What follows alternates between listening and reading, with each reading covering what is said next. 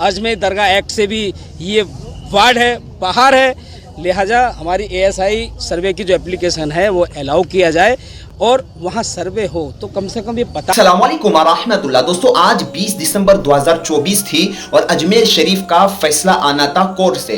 तो कोर्ट से अभी अजमेर शरीफ का क्या फैसला आया है, क्योंकि हम अजमेर शरीफ की हर न्यूज़ हर खबर आप लोगों तक पहुंचा रहे हैं, तो इस वीडियो के अंदर हम पूरी जानकारी आप लोगों को देंगे कि वकीलों ने क्या कहा है और अजमेर के निजी अदालत के अंदर जो ये याचिका दायर की थी कि अजमेर दरगाह का हमें सर्वे करना है, जैसा कि विष्णु गुप्ता की तरफ से किया गया था। तो अब अजमेर शरीफ की जो निजी अदालत है उसने क्या फैसला सुनाया है सारा जानेंगे और आप लोगों को वहां की ग्राउंड रिपोर्टिंग भी आप लोगों को बताएंगे। सारा कुछ इस वीडियो में आप लोगों को जानने को मिलेगा। वीडियो में आगे बढ़ने से पहले यहां पर जो आपको QR कोड या नंबर दिया गया है इस पर आप ज्यादा से ज्यादा ताउन करें। यह ताउन आपका गरीब यतीम लोगों तक पहुंचाया जाएगा हजरत ख्वाजा मोइनुद्दीन चिश्ती रहमतुल्लाह अलैह के नाम से, ताकि उनकी दरगाह पर जो इस वक्त मुसीबतें आफतें आई है अल्लाह तबारक व तआला उसको खत्म करे।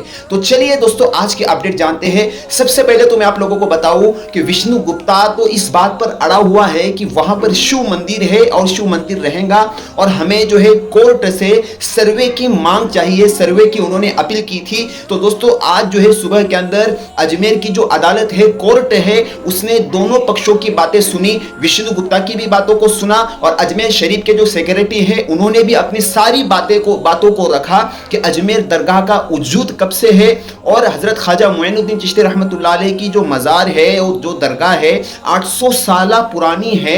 कोर्ट ने जो फैसला सुनाया है वो अगले महीने की 24 जनवरी को जो है कोर्ट जो है फाइनल फैसला सुनाएगी। कोर्ट ने क्या किया है, दोनों पक्षों की बातों को सुना और सुनकर जो है उस पर कोई फैसला तो नहीं सुनाया, लेकिन उन्होंने कहा है कि अगले महीने की 24 जनवरी को जो है हम जो है फैसला सुनाएंगे कि अजमेर दरगाह का सर्वे होगा या नहीं होगा। तो चलिए आप लोगों को ग्राउंड रिपोर्टिंग भी दिखाते हैं, वहां के वकीलों ने क्या कहा, जो वकील जो है कोर्ट के अंदर थे, सारा कुछ जानेंगे। अजमेर से बड़ी खबर मिल रही है, जहां अजमेर दरगाह मामले को लेकर के सुनवाई हुई है और पक्षकार बनने के लिए 4 लोगों ने यहां पर एप्लीकेशन लगाई है। दरगाह दीवान, खादिम संस्था, अंजुमन कमेटी, इमरान गुलाम दस्तगीर उर्फ राजा, ये तमाम जो लोग हैं इनकी तरफ से पक्षकार बनाने की अर्जी आज कोर्ट में दाखिल की गई और 4:30 बजे का वक्त कोर्ट ने तय किया है जब पक्षकारों को लेकर कोर्ट अपना निर्णय सुनाएगा। अजमेर दरगाह मामले में सुनवाई को लेकर बड़ी अपडेट इस वक्त आ रही है। 4:30 बजे पक्षकारों को लेकर के निर्णय होगा और यहां पर 4 अपील के जरिए पक्षकार बनने की दरख्वास्त कोर्ट से की गई है, जिसमें 4 एप्लीकेशंस में आई हैं। दरगाह दीवान की तरफ से एक एप्लीकेशन, खादिम संस्था अंजुमन कमेटी की एक एप्लीकेशन और इमरान गुलाम दस्तगीर उर्फ राजा, ये 4 अलग अलग एप्लीकेशंस हैं जिनमें पक्षकार बनाए जाने को लेकर के दरखास्त लगाई गई है कोर्ट से। कोर्ट 4:30 बजे सभी पक्षकारों को लेकर के अपना निर्णय देगा। फिलहाल आज सुनवाई हुई है और इस सुनवाई में 4 अलग अलग एप्लीकेशंस आई हैं।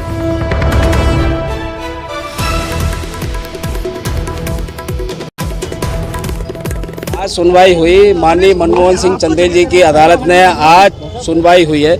जो सभी पक्षों को नोटिस जारी किए गए थे उनके भी जवाब आए, रिप्लाई आए और हमारी जो मांग थी ASI सर्वे की जो मांग थी, जो एप्लीकेशन है उसको हमने अलाउ करने की मांग की। माननीय अदालत ने हमारी बात नोट की है और बरसिप एक्ट की भी आई, तो हमने माननीय हमारे वकील वरुण कुमार सिन्हा और योगेंद्र ओझा जी ने माननीय अदालत को संतुष्ट किया और बताया कि यहाँ बरसिप एक्ट यहाँ नहीं लागू होता है, अजमेर दरगाह एक्ट से भी ये वार्ड है, बाहर है, लिहाजा हमारी ASI सर्वे की जो एप्लीकेशन है वो अलाउ किया जाए और वहाँ सर्वे हो तो कम से कम ये पता तो चले शुरुआती स्तर पे कि वहाँ पहले संकट मोचन महादेव मंदिर था या नहीं था। ये तो बात की बात है, सारा केस चलेगा, ओपन चलेगा, वो ट्रायल की बात है। तो मुस्लिम पक्ष की ओर से बरसिप एक्ट पे आए, तो बरसिप एक्ट के बारे में फिर बता दूं कि सुप्रीम कोर्ट ने जो कहा है, जो 18 याचिकाएं हैं उसमें कहीं से भी अजमेर दरगाह का कहीं जिक्र नहीं है। बहुत साल के बारे में बताया गया है, मथुरा और काशी के बारे में बताया गया, लेकिन अजमेर दरगाह का कहीं पे जिक्र नहीं है। और इसी खबर पर ज्यादा जानकारी के लिए हम सीधे रुक कर लेते हैं। हमारे सहयोगी अशोक भाटिया हमारे साथ जुड़ रहे हैं। अशोक, क्या अपडेट है अब तक इस पूरे मामले को लेकर के? आज कोर्ट में इस पर सुनवाई हुई है।